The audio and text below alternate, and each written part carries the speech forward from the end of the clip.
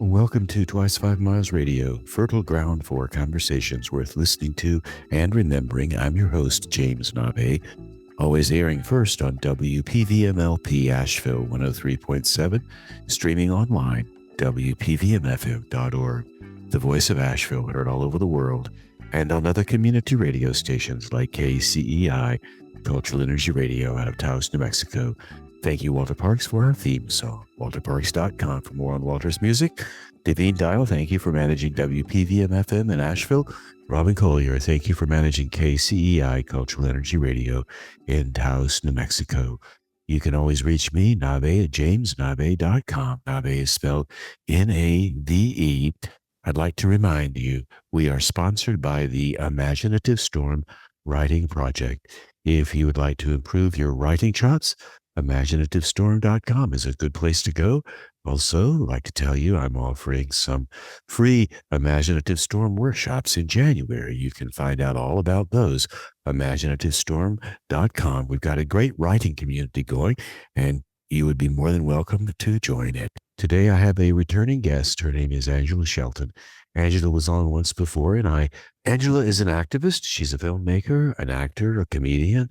She does a lot of recovery work with people who have suffered trauma. As you may know, sometimes when you connect with somebody, you just start talking right away. That's exactly what happened when I connected on Zoom with Angela.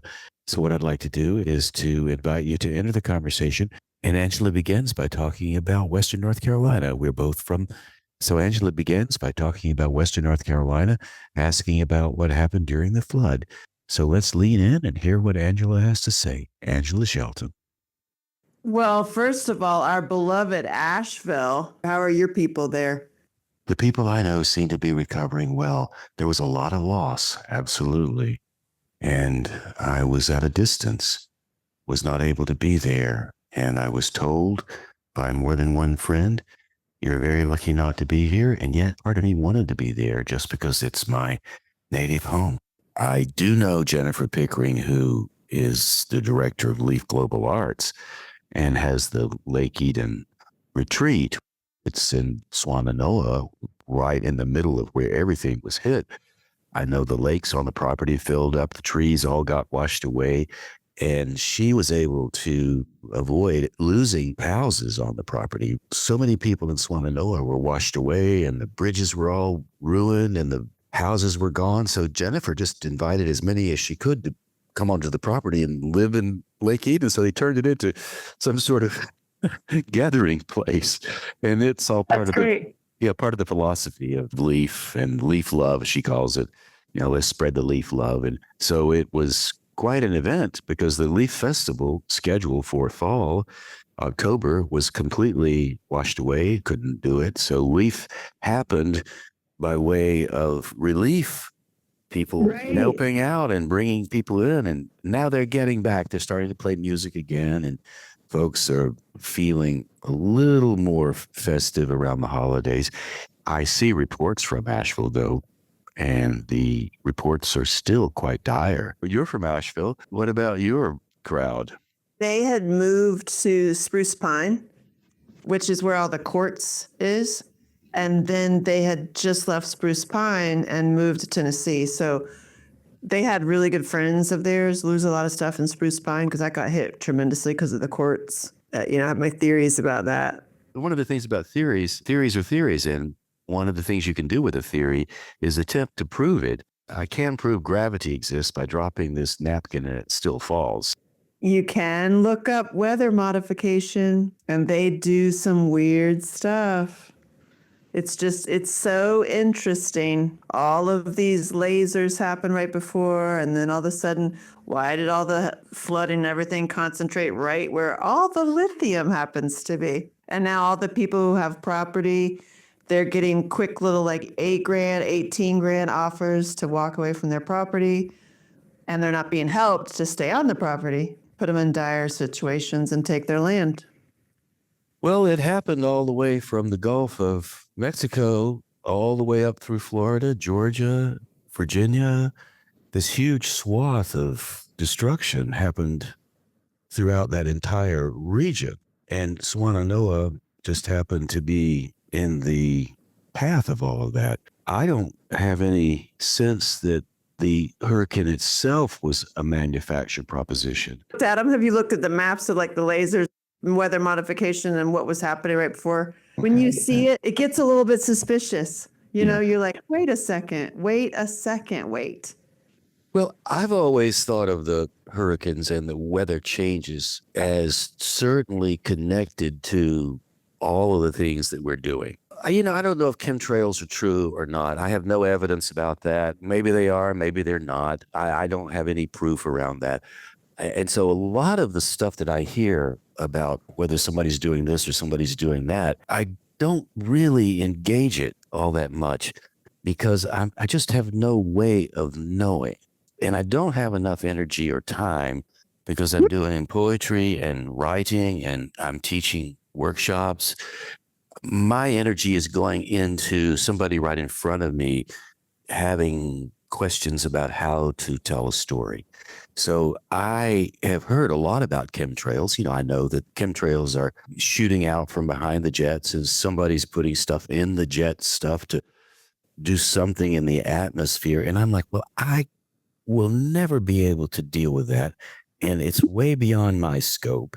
And okay, I'm still here. I'm still breathing. I don't know. Now, I do know this morning I'm in Manila and I went for a walk.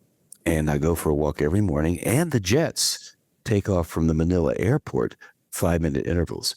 So Manila is like this monstrous place with many, many people coming and going, all countries all over the world. And so are those jets spewing something out as they fly over? I don't know. There are thousands and millions. I doubt it from over the ocean. I don't know. I don't know who's spewing what and where, and all of these jets are flying all over the place. And then above the commercial jets, you have all of the non-commercial Gulf Streams flying at 60,000 feet. So you have this huge amount of air traffic throughout the entire world, thousands and thousands and thousands and thousands of planes. Now, I'm looking up there watching that jet fly over thinking, well, there's a jet. And somebody's sitting in a seat looking down at the lights of Manila before the sun comes up. And I'm looking up at that person and we don't know each other, but I've been in one of those seats and they've been on the ground. And so there it is. So what I do know is this morning when I was walking around the neighborhood, I like to go out and walk for an hour and a half in the morning when it's cool. Here in Manila, it's very hot. As I was walking down toward the gate to the entrance of the place where Tish and I stay, where she has her house, very nice place, I could see some areas that were a little less affluent. And I could see some places where people were moving around and some smoke coming out of the area. And I think there were roosters crowing, probably fighting cocks. I don't know. And those people were working really hard, just making their way. And there was smoke. So I don't know if they are chemtrails, but I do know I can prove the smoke because I saw it. It was very grounded. It was very concrete. Can you manipulate the weather? People can manipulate it. And yet somebody had to decide they were going to manipulate that weather to create that much havoc over all of those states, to destroy that much land for something. Now, are they able to manipulate that weather for their profit? I don't know that many people that operate at that level, but I do know some. They're in power positions. Maybe they do know those people that can do that. But what I found is that they have a difficult time cooperating. So to coordinate something that massive, to destroy that much for a singular profit seems like a lot of work. You might be able to do better somewhere else. With a vaccine? Oh my God, she's just throwing it out there today. I'll shut up. I think it's really interesting. And like with vaccines, I've gotten all of my vaccines. Oh my God, Dame. God bless you. It's your heart, buddy. Well, my heart seems to be okay. I can walk 5 miles every day and I'm quite healthy. At least that's what my doctor said the last time I went. My mother was a nurse, and that's one of the reasons why I started getting my vaccines early. She was so excited about the polio vaccine coming out, which was delivered in a sugar cube. So when I was a little boy, my first experience with vaccines, the sugar cube vaccine for polio. So when I was a little boy, I got the sugar cube vaccine for polio. I was so afraid of being in an iron lung. I could remember the terror, seeing all the pictures of all the kids in the iron lungs and thinking, Right, "Oh, right. I could be in the iron lung." I was so afraid. And so I got my polio vaccine. And since then, I've always gotten the flu shot. I have the COVID boosters, shingles, pneumonia. And I don't know about vaccines, but I do know that I so far have lived 75 years and my blood pressure is 118 over 70. Even with vaccines and with chemtrails and with whether somebody's manipulating the weather, I'm not saying vaccines are great. I'm saying I've had no problems with them. I am saying that as far as manipulating situations, I've seen people do plenty of manipulation. And I know that people manipulate things for profit. They manipulate things for power. They manipulate wars. They Kids start for kids. wars. They manipulate kids. We manipulate each other. We have all kinds of stuff going on in the world that's negative. I also watch people participate in good things too. A fact. So I, true. I don't know if somebody would manipulate a hurricane for profit. I suspect if they could swing it, they might try it. Could they succeed at it? Would they be willing to create that much devastation for profit? You know, most people that are at that level don't need the money. They're after something else. Power. Money's irrelevant at that level. Things like it's a specific thing, quartz and lithium. Also in Wyoming or Montana, there's another big chunk that supposedly that all of a sudden had a bunch of fires. I mean, we can spend a lot of time speculating on whether it is or it is not. I would much rather speculate on things like the line from T.S. Eliot's poem in the Four Quartets when he says, "Do not let me hear of the wisdom of old men, but rather of their folly, of their fear, their fear of possession of another or of others or of God." I am more interested in that. Do not let me hear of the wisdom of old men, but of their folly. I want to hear of the folly of humanity. I don't know if humanity or 5 or 6 characters somewhere, someplace could manipulate the weather. I do know that the bridge got washed away. I do know that some people lost their homes. I do know artists are no longer able to function in their art. I do know that I didn't get to go to the Leaf Festival because it was washed away. I know that there were a lot of people who rallied around their neighbors and gave them shelter. This is good. These are facts. I don't. That's what I know. And so, did Elon Musk and Donald Trump conspire to? I don't know. Whatever. Pick a name, any name. I don't know. All these guys are the same. Elon Musk is the richest guy in the world. Did the Saudis do it? The Saudi royal family probably has, at this point, $20 trillion in liquid cash under their mattress. Nah. I mean, I don't know. But do I need to know? Need to know to be aware to protect yourself, to detox from certain things. If you're living on an area that's got things the big manufacturers need, you might be careful. You might want to start moving to South Dakota. Well, there's a lot of truth to that. Something. And I was living in Black Mountain working with a fellow named Bob Warren, who was a lawyer there. He was doing all kinds of lawsuits around Superfund sites. So there's a lot of toxic waste buried in Swannanoa. He knew where it was and he sued and won, but the waste is still buried there. And So now the floods is like running all that waste down. all that waste got picked up in the floods. Yeah, absolutely. No doubt about it, because not all of it, of course, but some of it was resurrected from the ground.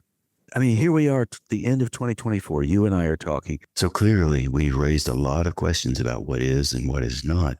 Let's turn a bit now to some of the things you're up to and what you're all about. You do a lot of work in the arts.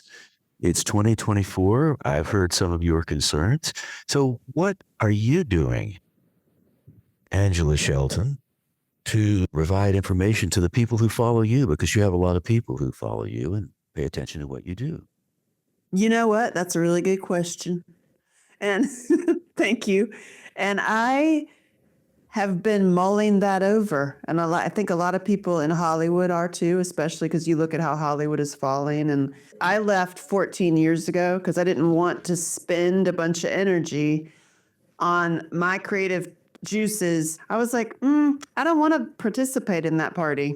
It was like, how can you still be creative and still give to the audiences and still receive from the audiences and basically remove Hollywood? Like it doesn't exist.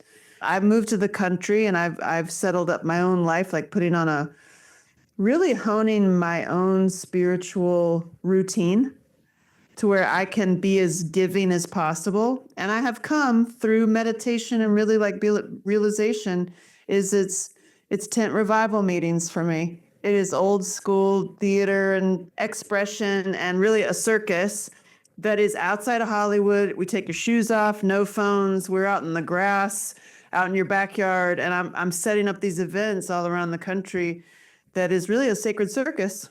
And that's where I was like, I can marry all of it. Like you haven't seen me live ever, but I'm a hoot live because I'm talking about some really funny, horrible truths, like child sexual abuse, domestic violence, like betrayal, like torture. But yet I end up making it really funny.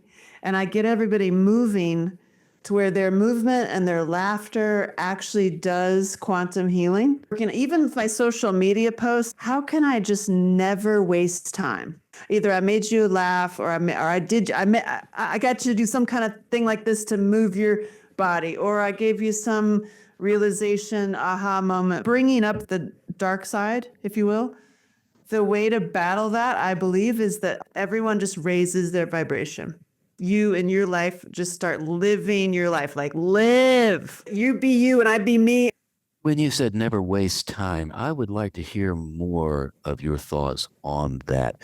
When does one know time is being wasted, and how do you measure that? And what do you measure that against? That's a great question. Well, if you find yourself stuck in a complaint, for example, when we start this conversation, I started talking about lithium and I think it's a land grab. But if we stay on a topic for the next 5 hours, we're wasting time because we're staying in a complaint.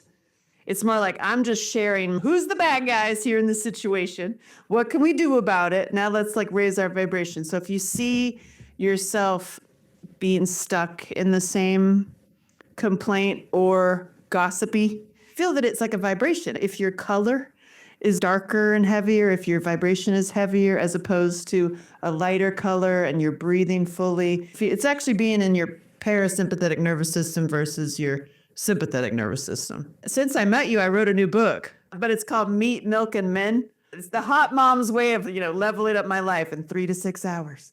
I spent the past 4 years really paying attention to men. And I sought out men doing something good in the world. Like you got your mind on, your body on, your spirituality on, you're successful. Those are the men I sought out. And I just wanted to know, what are you putting in your mouth and how are you spending your time? What are they putting in their mouth? It's all beef. They're eating beef protein. Only one vegetarian, and he was in Italy. They're all drinking raw milk. They're all eating minerals. Like they all have consistent things that they're doing that I'm like, interesting. But the one major every single one of these dudes spend 3 to 6 hours a day on their, what I call body, mind, spirit maintenance. Sergeant, warrior, let's got body, mind, spirit. And I'm watching what the men are doing and they spend 3 to 6 hours. I was like, what? And at least an hour of that time is on their spiritual life and it's non-negotiable every day. Absolutely non-negotiable. And I bet you have something too. And that was the difference between the men and the women. The women's time that I noticed, which is why I only went with the men, is because the women's time was not non-negotiable. So number one, they at least spend an hour a day minimum on their spiritual life. Either they pray, they do meditation, they listen to binary beats in the sauna while they're praying. And I was just like, wow, I do all that stuff, but I have not ever had it on the calendar non-negotiable. For me as a female, it's been like, oh, if you have a fire, I'll go put it out. Oh, I'll run and do everybody else's things. I mean, you know me, I make movies and I'm the first to set, last to leave. I'm a total workaholic. I'll take on every single task and drive the truck. Like that's me, and do my nails while I'm driving. And I have a phone call at the same time. write a song over with this hand. I have a spiritual life and I'm dedicated to it, but not like these dudes were. And it changed my life, honestly. Putting my spiritual connection number one every day, non-negotiable. When you say these men are successful, how do you measure success? What does that mean? And does it change from man to man in terms of, Yes. I'd love to hear those differences. Successful was that they're calm. They have businesses they love. They're not necessarily multimillionaires. They've engineered their lives to live lives they frickin' love. For example, one dude was an engineer, Seattle, Washington, in corporate world, and he just decided to just flinks, unplugged, and became a birder. And he travels around the country birding.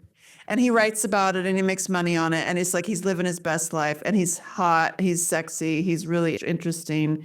And he pulled the plug on wasting his time. Really, what is your time? Is your time working for somebody else in some big corporate machine? Or is your time spent in the situation that you hate? These dudes did it innately. And they argued with me that they did it. Because I was like, well, you spend 3 to 6 hours on yourself. And they're like, no, I don't. I was like, yeah, you do. Because I've been taking notes and watching you. And I wrote literally a calendar for myself. And I'm going to actually make this eventually to be a whiteboard to just to have on my refrigerator. 24 hours a day. I get up at like 3, 4 in the morning, like working men, like construction worker dudes. And so none of these calendars, they're all 9 to 5. And so I did it 24 hours. And what I learned from the dudes, they spent 3 to 6 hours. In order to comprehend that around my life as a single mom out in the country, I don't have time to go spend 6 hours to go to like cranial sacral work. And then I'm going to go to yoga. And then I'm going to do, it's like, I can't do all that. And then go to a sauna. Like how, when, how am I going to do that? So I started stacking my time and then pay attention to my 24 hours a day of like, okay, in this hour, I've got to drive my kid to school, go to the grocery store. So every single hour, I started layering up with my spiritual life and my spiritual commitment of body, mind, spirit, always being in a connected place, which means I'm not going to spend time in a space complaining or gossiping about other people or staying stuck because I don't have time for it. So I'm going to scratch that off. I'm not going to spend time watching TV that means nothing. Scratch it off. It's like you could read poetry. You could write a poetry book, right? I'm not going to spend time. And this is the hardest one with my mother, who spent a lot of time gossiping and complaining. And I went to the men and I was like, hey, what do y'all do about this? And they say, find something that your mom or something that you don't want to be around, finds joyful, and then do that with them. Otherwise, don't see them. And so I was, okay. My mom is like joyful, crazy about plants, and I know nothing about plants. So I was like, all right, whenever she would start complaining or doing the thing, I'd be like, plants, let's talk about plants. Otherwise, I'm taking you home. And I did it about 3 times. I actually did pull up to her house and was like, get out. Because it's all about, well, so-and-so did this and so-and-so did this. And I was like, Mom, I don't even know these people. I don't care. And I only have 1 hour. Let's focus on what brings you joy. And it was the plants, switching the conversation back to plants. And James, I've never kept a plant alive in my life. I've traveled the world. I've modeled. Never, ever. And now my house is full of plants. It was like a bonus for me too, because like my mom and I started going on nature runs. And then I learned for these men, meat and raw milks, you can't get that at the grocery store. So it's like I go and travel to butchers. I have discovered, like within an hour radius of me, some excellent meat, some excellent raw milk. I found the farmers that I know what's grown on. So I'll go on these nature drives, which is spiritual connection, body, mind, spirit, and it's beautiful. And I'll take my mom, and then I've got my meat, milk, and men. So I got my family time. I'm doing something constructive, and I've layered up my time.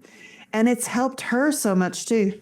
Like my mom is one of those, like, I don't even know how I became so kind, because she is just one of those grumpy, oh God, she's so mean. So now she and I have this joke of like, I can be like, well, don't mind the dog. I let her off her leash a little bit. Don't mind the dog. Because she's just like this. Yeah, she might bite you.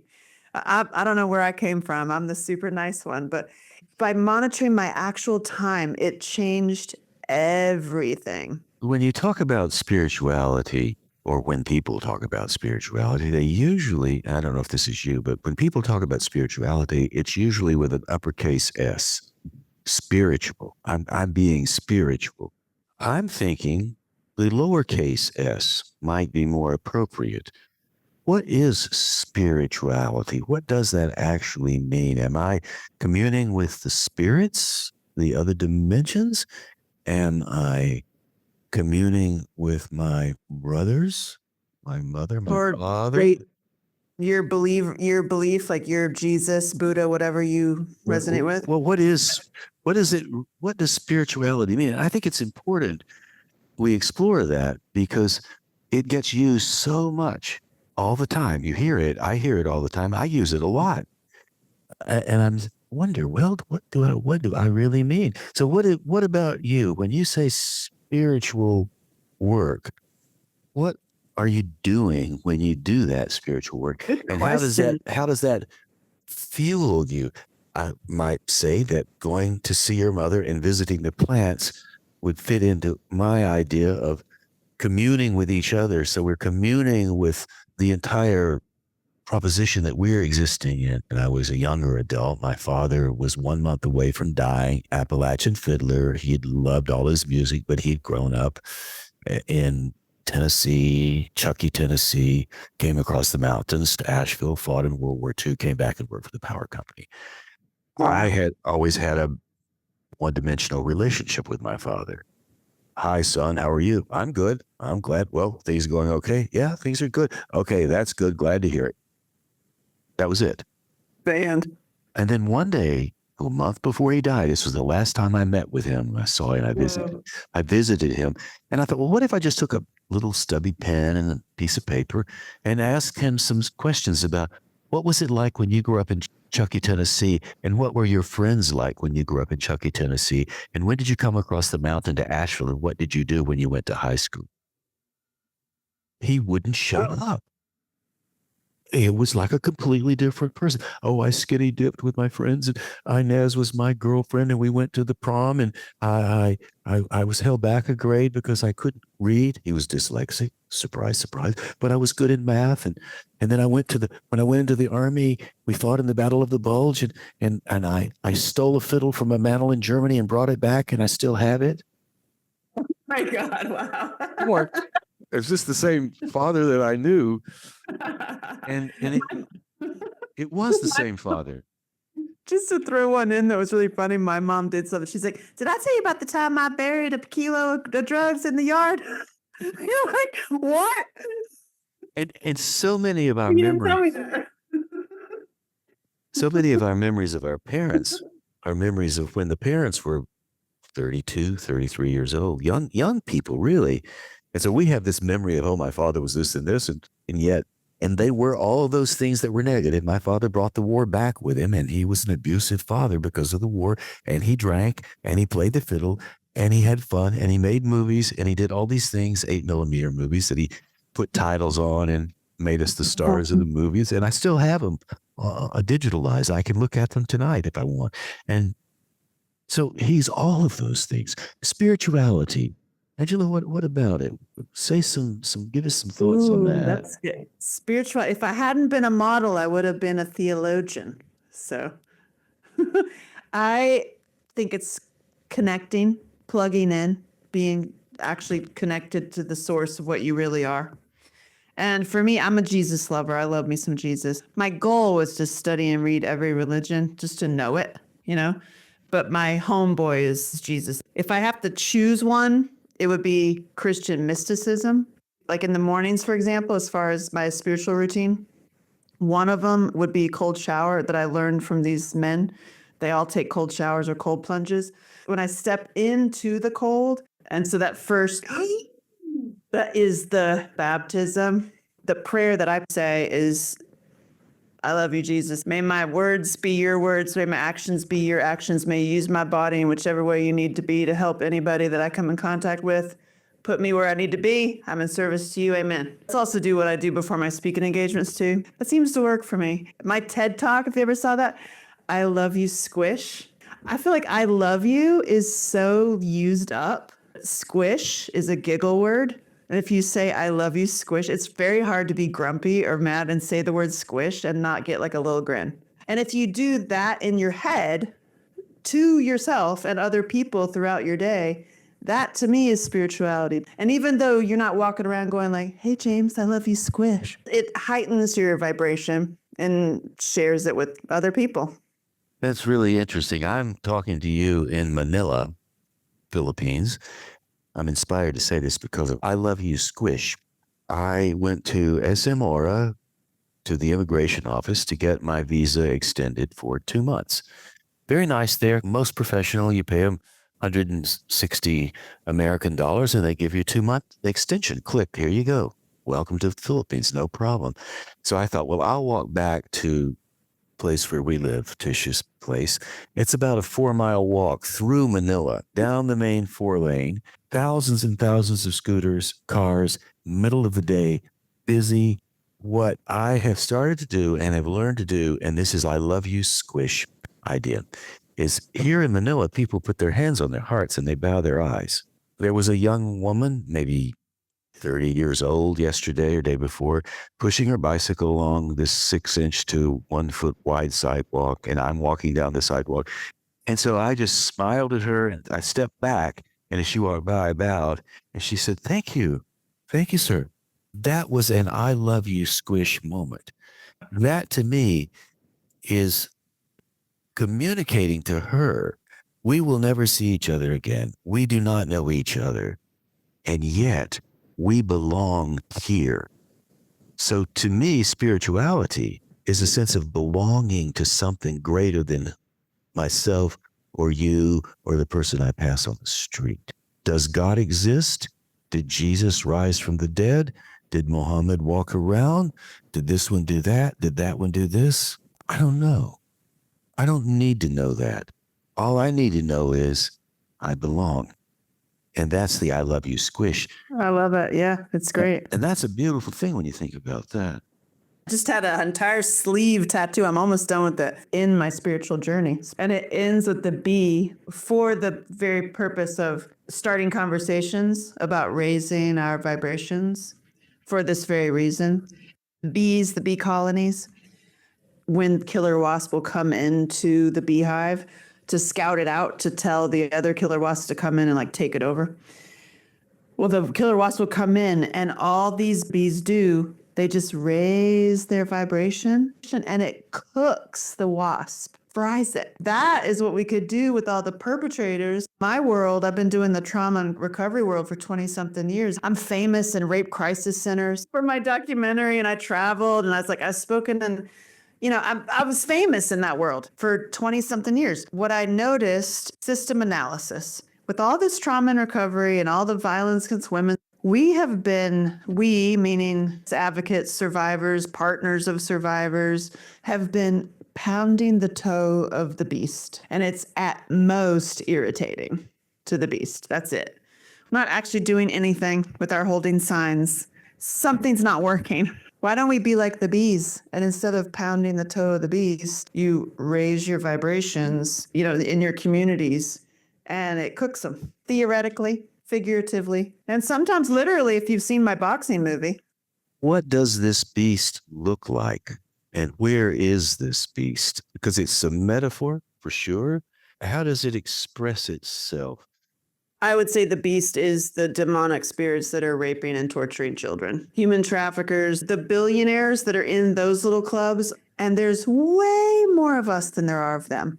Right down there at the local hotel, there's the trafficking arm. The challenge that I've given out to the world, how about you go with your girlfriends down to your local hotels and just watch the hotels until you see a dude walking in with a kid between 8 and 13 who does not look happy. And then y'all just watch the room, and you watch another man arrive to that room and another man arrive to that room. Oh my. Can't really call the cops because the guy who just arrived is the sheriff. And that's a cop. And that's your dentist going into that room. And that's when you call your buddies. And you tell those guys that there's a group of guys raping a kid in that room right there. And I guarantee you it's going to be taken care of.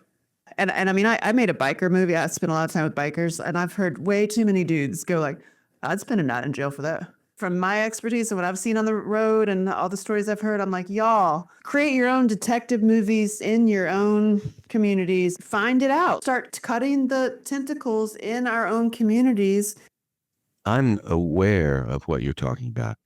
I know one of the big problems, in my view, of the world that seldom gets addressed, but I have learned enough to suspect these very strong organized crime groups function at the trillion-dollar level around the world. And that is really important to know. I had this conversation with the fellow who was talking about sex trafficking, and he really didn't think it was a problem.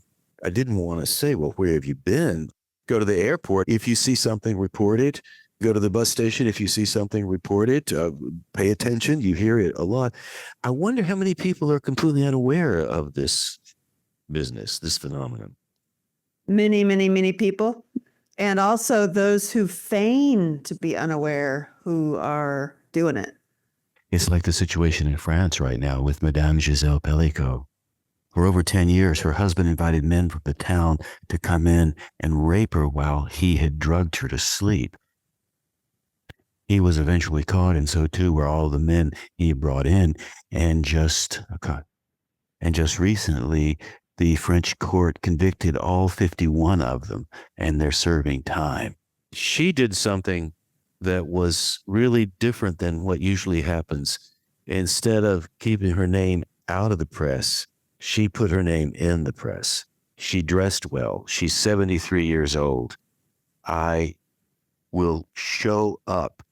And her strategy was this: I'm going to use shame as a weapon. I am not ashamed. The men are going to be ashamed when I'm through. And they had really strong videos of everything that had happened to her. And she was asleep. She had been drugged. She had no idea. And this had been going on for years and years and years and years. And so she insisted on being in the courtroom, watching every single one, nodding, watching, paying attention, electrified all of the women in France. And she took the idea of shame and turned it around and said, I'm not ashamed of this at all. There's nothing to be ashamed of, nothing to be ashamed of, but you guys are. And they all got convicted. This stuff is really going on all the time. Since you bring that up, I think it's important to bring up the shame with male survivors, especially with Diddy and Jay-Z and all this stuff being exposed finally. There are so many male artists. They were raped. And those dudes are quiet. Imagine that you lift the shame off of all those dudes. Well, I'm sure it is when you think about, again, the organization that goes behind all of this. You think about the crime families, the tradition for some of these families goes back generations. These people have been pirating since the sailing ships, some of them. So this is not something that they just came up with on a sunny afternoon in a cafe with a buddy. You're exactly right. This goes back. It's opportunistic. So today my crime of choice is opium. Tomorrow my crime of choice will be poppy seeds. And then the next day, my crime of choice will be stolen Mercedes from Brevard, North Carolina, sold in Switzerland. There are sects of these traffickers. It's almost like they're following the Bible, but they're doing the dark side. They're sacrificing the lambs and stuff, but the kids are the lambs. And yet, when we go big like that, I ask you the question, where is the beast? When we go big like that, that going big tends to shrink me. Funny how that works. Like I start to think the large drug organizations that are based in Asia, and then they stretch out to Russia, and then they go down along the Rio Grande and all the cartels, and then this one and that one, and then the mafia in New York, and this one's over here, and it overwhelms me. It shrinks me. Puts me in this mindset of I'm helpless. That's why if we start cutting off the tentacles in our communities, the one at the local hotel is directly connected to the bigwigs. It's just this arm over here. And you just start cutting those off. How about we get together and we stop these trucks? How about no? I'm thinking of myself. I start to think about these large, large things, and I feel a bit helpless. I am aware when I go into arenas, like if I stop along the way on my travels back and forth from Asheville to Taos, or if I'm in other circumstances, I do keep my eyes open. I do look at things. I do watch. And if I do see something, I tend to make a report. I tend to call somebody. I also wonder how these predators get from being 12-year-old child to this committed creature that's doing terrible, terrible things. And I think we're in desperate need for connection. You can go down a rabbit hole and find some stuff. And when that stuff gets into your psyche, Yeah, there's so much large stuff. And when I go back to the idea of spirituality and God and Jesus, and I grew up in the Methodist Church, my mother and I had a 60-year conversation that was like the one we're having now. And she was very, very well read. She said, well, Jesus is the answer. That was her conclusion. I never have actually understood exactly what she meant by that.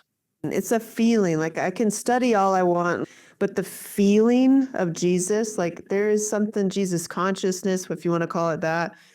I was attacked by this demon, an entity. That was a Jesus saving moment. So in my life, my personal life, it is a feeling. I pretend that I'm in the Mary Magdalene energy. Jesus is my boyfriend. I trust you. You're here in me and of me so that I can be you too. Every cell of your body awakens. You're actually made of star stuff. You and I both are breathing the same stuff. We have access to quantum healing and quantum touch. And for me, the feeling of Jesus, it's not on this planet. It's not just a guy in a cloud on a throne for me. We could be on any planet. It's the access to the infinite source, which is also you. You step into you. That's, I think, what my mother was saying. The reason I said I don't quite know what she meant, like you were saying things to me that you've experienced, like I saw this and I felt that, and I've had the visitation from some other source. I have never had any of that. I am completely grounded on the earth. I do not, I've never, the only ghost I've ever seen is the one that I look at every day. Whatever animates me is my ghost.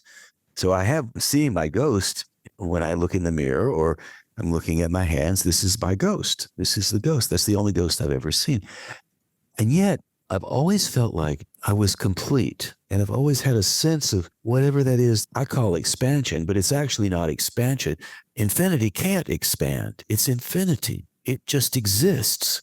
There's no expansion involved. It is like, how do you expand infinity? It's forever, right? I don't need to see a spirit. I don't need to sense anything gigantic. All I need to do is assume it's there and know it's way above my pay grade. I don't have to prove it. I don't have to have any kind of document that shows me any of it's real. I can assume safely that within the context of infinity, anything that you and I can come up with that we can think of is just the beginning of what is there. That relieves me of a great deal of thought and aggravation around what is and what is not. I can make oatmeal. I can put my hand on my heart and bow to the young woman passing with her bicycle. It's moments like that. That's my juice. Well, we're about to the time we need to say goodbye. Can you give me some reflections or thoughts? Well, closing honestly back into Asheville, like circling back, I'm from those mountains. Is when we have to battle the beasts and all the darkness and the horrible things. I really truly believe that we each can elevate and expand and be fortresses for each other. That's right there. We're right here for each other. The answers are here. I think heaven is on earth. It's a mindset. It really is a mindset. Survivors tend to find me, even the men who are male survivors. There's more survivors than there are perpetrators. And what if healing is an act of revolution? It's okay to heal fast and to get like that woman in France. I mean, that's such a great story. And not to stay hidden. It's to like lay down the shame and put the shame where it needs to be and let's go live our best life. And we're mountain folk, yo. We're surviving. We lost a lot, but we'll survive. That's who you want on your side. That's what who you want in your foxhole is mountain people. That's true. Well, a lot of my people are mountain people with Tennessee and Murphy, and some of them are from the eastern part of North Carolina, Apex and Raleigh area as well. But most of the crew is from Waynesville. Even a lot of my people are from Waynesville. I love that's when you know you're looked after. It's like I got a chainsaw. Well, that happened. That happened a whole lot in Nashville. It I'm was sure. amazing. It was amazing as how many chainsaw stories showed up. People just showed up with chainsaws. I hope everybody managed to keep their legs and didn't chop any arms off. But I love it. Well, awesome talking to you. Then well, we just write thanks. poetry about it, writing poetry about it. Well, I spend a lot of time writing poetry, and I do these calls every week. I have a Zoom gathering every week, and I have 30 people on the Zoom call. It's always free. Actually, this is something that you might want to know about. It's called the Imaginative Storm Writing Prompt of the Week, and it happens every Saturday at noon Eastern Time, and it happens every Thursday at 6 p.m. Eastern Time. It's an hour-long gathering. On Saturdays, we have about 26 people, and on Thursdays, we have about 15. And it's a workshop. We do generative work. People write, people read, and we do it all in an hour. And then we take another half hour to talk for those who want to stay around. And it's absolutely free, no charge. So for women and men who are looking for a place that they can come and feel comfortable in, not judged, and they don't have to write a lot. They can generate something in 10 minutes, start processing their information. So if you want to come on the call on any Saturday at noon, you just go to imaginativestorm.com and you can just scan all the way to the very bottom of the page. There's actually information in the beginning as well. But if you just want to find the link, the Zoom link, all the way to the footer, it's always there. And you can just come in and audit it and watch what we're doing, and then you can recommend it to people. Imaginativestorm.com. I do my own on Wednesdays. Wednesday mornings, we clean up every Wednesday morning at 9 to 10:30, whether it's your utility drawer or your garage, or I'm cleaning up something on my laptop. And the point is when you're elevating and like really actually doing your healing work and going forward, there's so many piles that you have to deal with. Mm-hmm. And I don't see anybody doing that. So I started doing it. Are you doing it on Zoom? People just Zoom in? I've been doing this for like a year already, more a little bit. And I haven't even officially made it public yet. We're going to make it in 2025. Oh, well, I just changed my whole back end because I'm going to change like all. Honestly, it's the time. It's like, what do you really want to be doing? I'm like, we've done all this healing work and we've done the workshops and we've done the courses. It's like, you need to do the actual work of changing your life. Yeah. Like, I love the courses and it's great. And I'm great. I'm glad you had a catharsis, but how's your house look? Yeah. Yeah. You know what I mean? How's your actual body? What are you eating? And I love it because I see it. I see the difference with people. It's so fun. My question is, what are you making? You making oatmeal? Are you making cakes? Are you making love? Are you making dreams happen? What are you making? There's a consistent theme there that I've noticed as we've done this, especially most people are somehow survivors. It's amazing when we start cleaning up piles, no matter what it could be. It could be your paperwork or whatever, that your emotions are hidden in the pile. And so whoever it is, it's different every time. It's like you might hit something and you just hit something. That's right. Yeah. And you gotta like, let's just feel it here. And then all of us have it. Like, oh my God, I have that too, you know? So it's like, it's a place to safely express your sadness and your anger, but in healthy ways, and you're cleaning. Yeah. And the beauty of what I'm learning with the work that I've been doing, the beauty of emotions, we can name a few, but every emotion has 1,000 variables. Anger has 1,000 variables. Joy has 1,000 variables. The entire proposition is like the cosmic space. They're all tied together. One emotion does not stand by itself. Joy is not disconnected from sadness, nor is it disconnected from the sense of being exquisite. Completion of beauty in the eye when the beholder sees it. And all we do is struggle with words to try to describe this massive thing that's going on inside of us that's constantly happening, which I think is mirroring the entire infinite universe. Angela, thank you so much. I love it. Appreciate you. Nice to talk to you. Bye. Bye. And there you go, my friends. Thus concludes my conversation with Angela Shelton.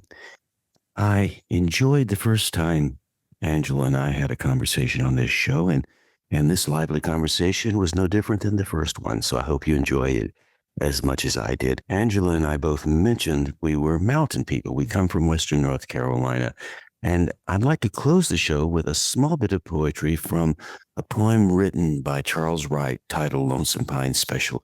And in the poem, he talks about landscapes, the landscapes of our exterior lives and also the interior landscapes as well.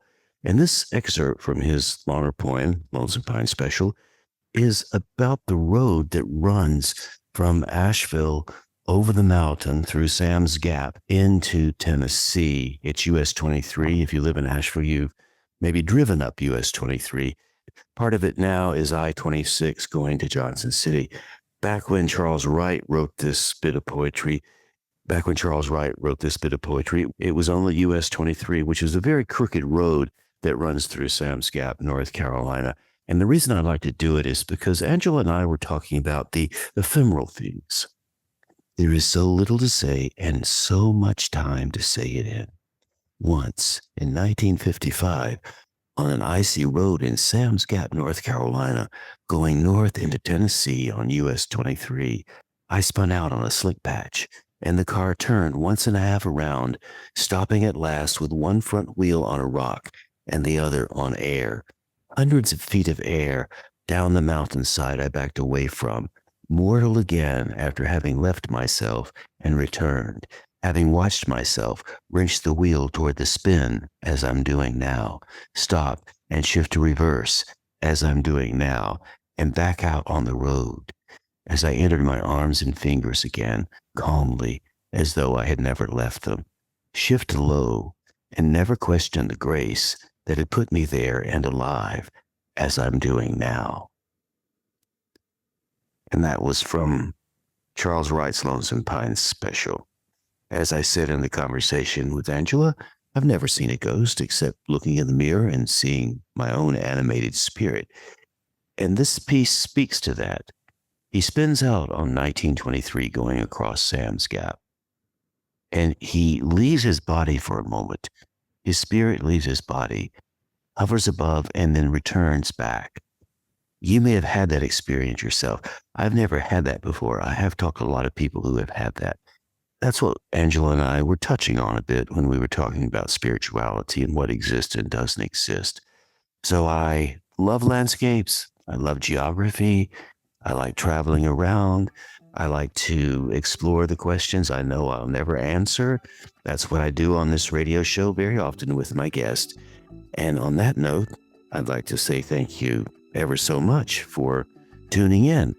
Thanks for listening to Twice 5 Miles Radio, fertile ground for conversations worth listening to and remembering. I'm your host, James Navé, always airing first on WPVM LP Asheville 103.7 and streaming online, WPVMFM.org, the voice of Asheville heard all over the world, and on other community radio stations like KCEI, Cultural Energy Radio out of Taos, New Mexico.